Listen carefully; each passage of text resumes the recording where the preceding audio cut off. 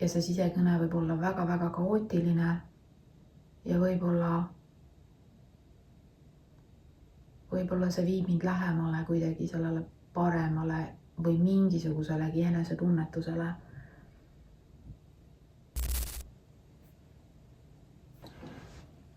Täna on 21. jaanuar, kolmapäev 2026. Õhtu on juba käes, ma tegelikult ärkasin kell 8, aga kuna ma olin 2 eelmisel ööl väga vähe saanud magada, siis ma püüdsin veel natuke magada, nii et ma tõusin umbes 10:30. Ja ma päris täpselt ei tea, mida ma peaksin üldse rääkima. Aga võib-olla ühel päeval ma saan kuidagi, ta annab mulle mingi peegelduse ja võib-olla aitab mul kuidagi isegi jalul püsida nendel hetkedel, kui ma väga kipun ära vajuma või kaotan igasuguse pinna jalge alt. Ma olen seda vlogimist tegelikult juba väga-väga mitu kuud edasi lükanud.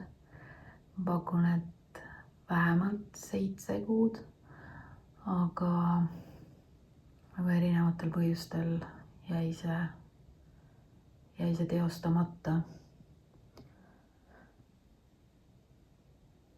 Avastasin kevadel 2025 ennast olukorrast, kus mul ei olnudki nagu eriti muud valikut, kui hakata mõtlema, kuidas üksi ise kodus hakkama saada. Ja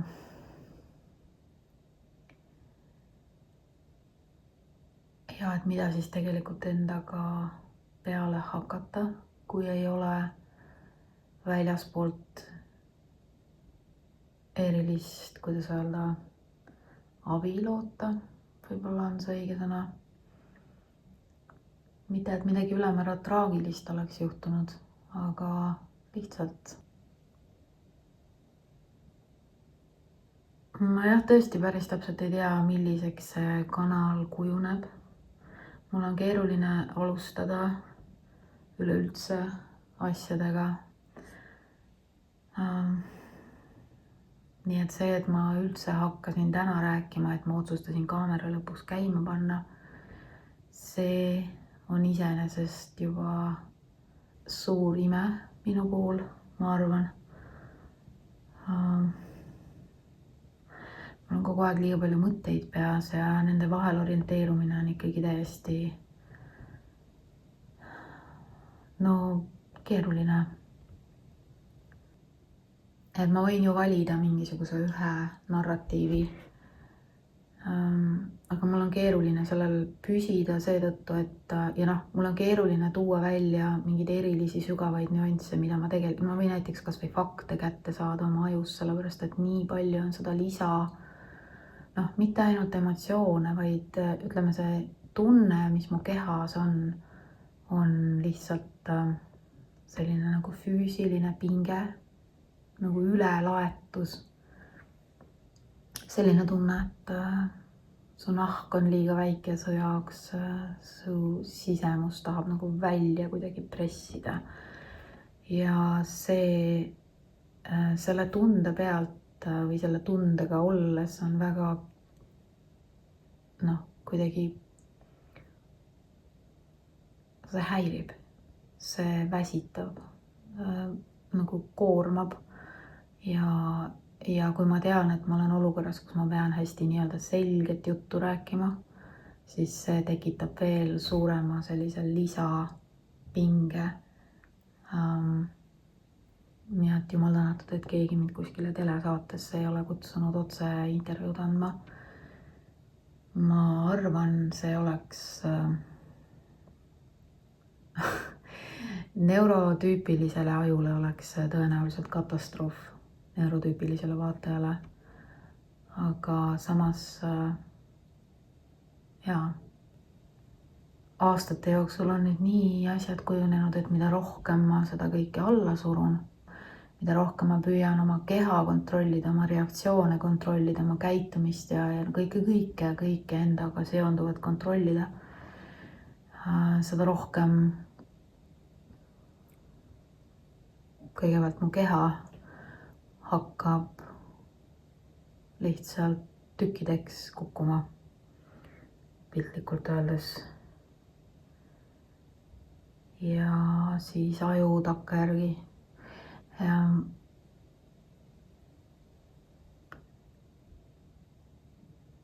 Ma saan väga hästi aru, et suurem osa maailmast on võimeline mingisugust juttu kuulama ainult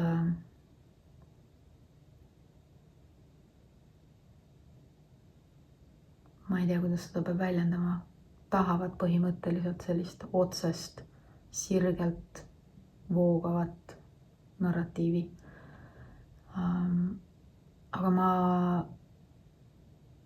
vist tasapisi hakkan jõudma sinna, et ma hakkan aru saama, et mul on ka õigus. Mul on õigus olla ja väga võimalik, et see jutt on ka kõik väga imelik. Kas liiga vaikne, liiga aeglane, liiga intensiivne, aga see ei olegi nagu üldse tähtis, sest olulisem on see, et ma ikkagi räägin. Ma ei oleks iialgi arvanud, et selle läbipõlemisega on asjad nii halvasti.